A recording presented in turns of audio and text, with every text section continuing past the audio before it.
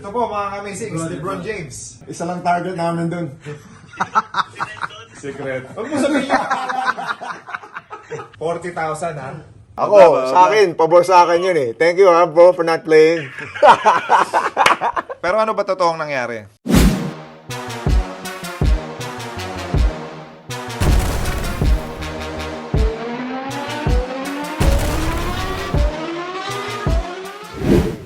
Brother Arvin Tolentino. Uy, nasa Boracay ka. Pagkataas ng game, diretso Bora. Batik. Batik. We know the drill. We know you. Dito lang. Halika dito. Upo ka dito. Bro, napag-usapan nga kasi namin. Sabi ni Gako, nilalagnat ka daw kaya hindi ka naglaro. Ano?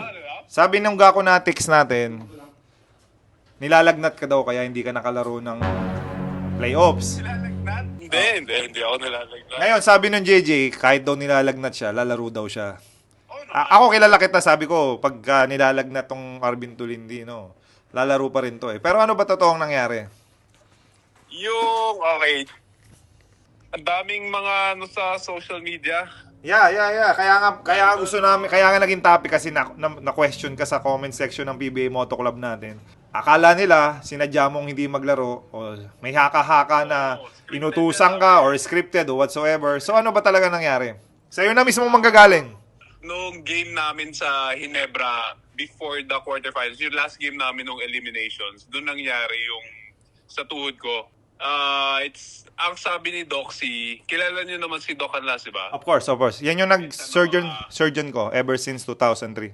Yeah, patellofemoral knee pain.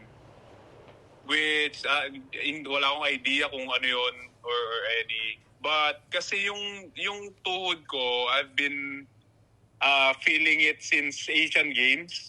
May masakit na talaga sa'yo. Pero 22 points per game ka pa rin. Yeah, the whole conference, yun yung nafe-feel ko sa tuhod ko. Pero I was playing through it. Alam mo yun kasi, syempre, competitors tayo. As an athlete, we're doing it para sa career natin. Play din. And so yun yung nangyayari sa akin. Ang problem kasi is whenever I sit and stand up, dun siya sumasakit. So pag nag-squat, basically, dun siya sumasakit. And then nung game namin sa Ginebra, eliminations, parang 2 minutes to go, tumira ako ng 3 points. Dun siya nag-snap na sobrang sakit. And hindi na siya tolerable. So, nagpa-sub ako sa coaches namin. Akala nga ng mga commentators, cramps eh. Ang sabi ng mga commentators, nagka-cramps ako. Pero hindi, it was my knee. So, and this was before we knew na Ginebra yung kalaban namin sa quarters. Wala pang seedings nung time na yon. Hindi pa namin alam sino yung kalaban namin. So, the day after, we went to Doxy. And yun nga, I said, yung ankle mobility and yung hips ko medyo tight. That's why compensate yung knee ko or something, ITB, hamstring and all. So yun yung sinabi. And then binigyan ako ng 1 week to rehab and strengthen yung knee ko. Kasi sabi naman ni Doxy, wala namang problema sa structure. Okay. Sabi rin ng PT namin, wala problema sa structure. So if there's pain, depende na sa'yo. Yun yung nangyari. This was before before Ginebra, before namin malaman na Ginebra yung kalaban namin. At least, hindi script yun At least clear na ngayon. Kasi akala namin weak eh. Kasi ginudge ka ni JJ. Mga judgmental to bro eh. Pasensya na. Pasensya na. Hindi, bro, ginudge ka ni JJ. Sabi, Oo? kasi kala mo nilalagnat lang siya. Sabi, kasi ni Gako, si Gako Natix, niligaw kami. Sabi, nilalagnat lang yun, tapos... Problema kasi bro, hindi nag-research yung mga to. Bara-bara lang eh. So, hindi kasi sa comment section kami nakabase. So sabi, porke daw Ginebra kalaban, di ka daw naglaro. Blah, blah, Ako, blah, blah, sa akin, pabor sa akin yun eh. Thank you bro for not playing. Hoy, once a king, always a king yan. Si Arvin Tolentino. Oo nga pala, ano? Galing sa Ginebra. Oo nga pala. Kaya ang dami din nagsasabi. So para sa akin, if there's a team na gusto kong talunin, Tama. of course, Ginebra. Exactly. Yan yung sabi ko sa'yo kanina, di ba? Wala kasi namin ganun. Di, sabi ko na lahat ng team, gusto ko talagang talunin yung Ginebra. Especially pag galing kang Ginebra, tinraid ka. Galing kay Ginebra, yeah, Ako nagsabi nun eh. Kaya, Hindi mo ikaw eh. Hindi ikaw na. So at least bro, ito yung PBA Moto Club natin, nagagamit natin to as a platform na pwede nyong sabihin dito yung side ng mga players. Tama. Kasi ginajudge ka eh. Akala talaga ng mga tao weak ka eh. actually, kayo nga yung unang, kayo yung unang nagtanong sa akin about that. Yung iba, salita na salita eh. Hindi, ganun talaga kami nung una. Pero at least napupuntahan ka namin. Connected kami sa mga players. Kaya namin itanong sa'yo directly. Ano ba talaga nangyari? Kasi imposible. I mean, bro, eto, napabilib nga ako sa'yo ngayon. Kasi dati mo palang iniinda nung SEA Games pa. Tapos nilalaro mo, 22 points yung average mo sa PBA Games. Kung healthy siya, baka 30 plus. Baka mo 40 ka pa kung healthy ka talaga, di ba? Tama? Yeah, you can say. So, walang surgery yan. So, walang surgery. Pahinga lang. Strengthening lang yan, rest lang. Ang actually, ang sinabi sa akin, a week of rest and then rehab, strengthening. Kasi dahil nga, di ba, Asian Games ko pa siya napifeel, kapag uupo ako or tatayo from sitting position, Masakit talaga. ang nangyayari is, kaya wala siyang pain, it's because yung right knee ko yung Compensate. lahat ng weight ko is dito sa right knee ko. Kaya ngayon, natakot din ako kasi kung ganun, siyempre, mas, yung right knee ko, mas delikado. So, ang inisip ko, I have to really strengthen it para mabalance. Okay. Mag-strengthening ka dyan, ha? Sa Boracay. Ganun yung nangyayari. Oo naman. Mag-strengthening ka dyan sa Boracay. Pwede ka dyan alam mo, pag nasa Boracay ka, pwede ka pa rin mag-strengthening eh. Mag-aqua ka training ka dyan.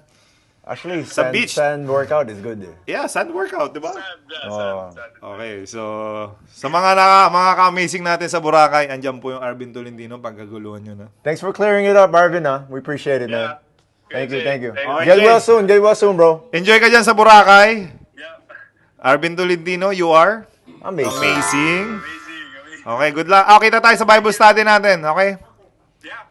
Okay. God bless sa inyo ni Brandy and congratulations sa mga children nyo. Dami na. Thank you. You too. God bless. Okay, God bless. Yan, mga ka-amazing. Huwag tayo kasi Moral to the lesson. The moral is, wag judgmental. Ano yung ginagawa ni Rico at ni Gako? Wag tayong ganun, guys. Ikaw din eh. Hindi Naniwala ka agad eh. Hindi kasali ka. Kayo kasi sabi nyo, Hindi ako si Gako. So, mga ka-amazing, huwag po mali tayong yung information. judgmental. So, yan. Alam niyo na yung side ni Alvin. So, Alright, Arvin Tolentino, get well soon. Amazing.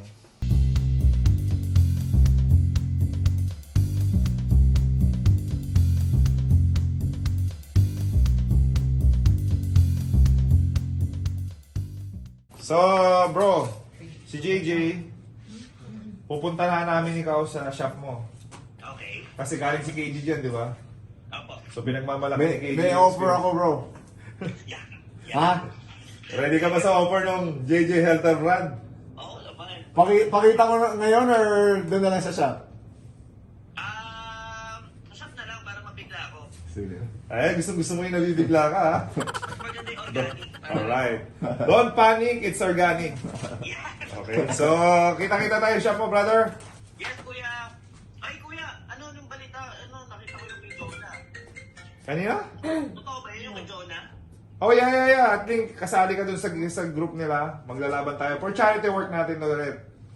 Dudurugin nyo lang kami dun. Huwag kang mag-alala. Isa lang target namin doon. Si Rendon. Secret. Huwag mo sabihin. Okay, so, I mean, this is a charity work. Kahit ano pa sabihin ng mga tao, kahit sabihin nila na toxic sa Rendon, wala kaming pakialamda. As long as makakagawa tayo ng charity work ulit. Dahil ito naman yung advocacy natin, we're having fun dito sa YouTube. At the same time, ang pinaka-importante naman sa lahat, yung makikreate natin ng charity work. Sige po. Alright?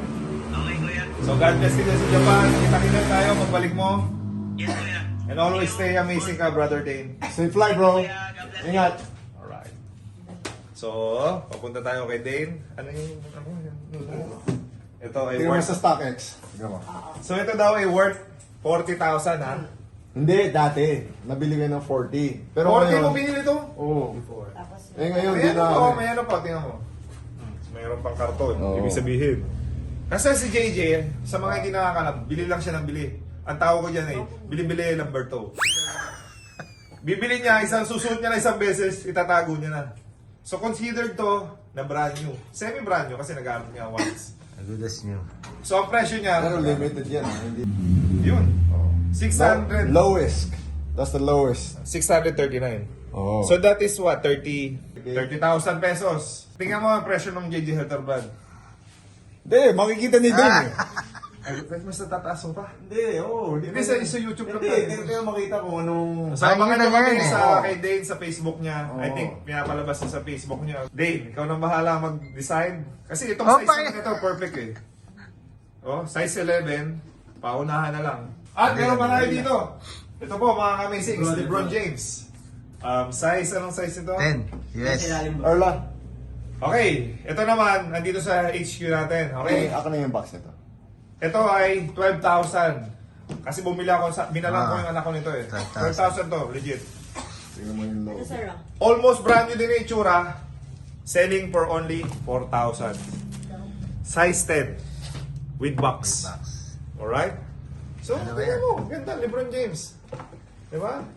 Oh. Oh. Oh. Alright. So, dito sa HQ. Halika na. Paunahan na lang. Meron pa. Dalawa yan. Ang color naman ng LeBron James, same. Tos, 12,000 din to. Naalala ko, binilang ko yung anak ko nito. Pero yung kay JJ, ito, 9. Nagna 9 ka pala? Minsan? Ha? Size 9? Hindi sa... yeah. So, 4,000 na lang, mga amazing, okay? So, ano, maliit pa yung paa niya, maliit pa lang yung paa niya. Ano. Maganda rin, maganda pa siya. Hindi pa siya masyadong gamit. 4,000 na lang kung gusto nyo bilan yung mga anak nyo. Negotiable pa, Maliit yung negotiable. size. Negotiable pa to? Negotiable! Alright, negotiable. Oh. Okay, meron pa? Ano pa? Hindi, syempre yung mga Ogi shoes naman natin. Yan. Ito, hindi pa nagagamit. Oh. Yeah. Brand new pa to. Sa'yo din to? Oo. Oh, ito. Brand new Jade. yan. Amoy Helter brand. Lacoste. Ay, Lacoste. Buhaya. And, selling lang dito sa HQ natin. Hindi mo dadalhin kay Jade, isa lang dadalhin natin. Okay, so, 3,000! Size 10 with box. Si JJ naman kasi size 10 yung pamorma niya. 9 to 12. So, alright, pangunahan na lang ng Lacoste ng JJ Helter brand. Amoy patis po. Live selling. Negotiable, you know?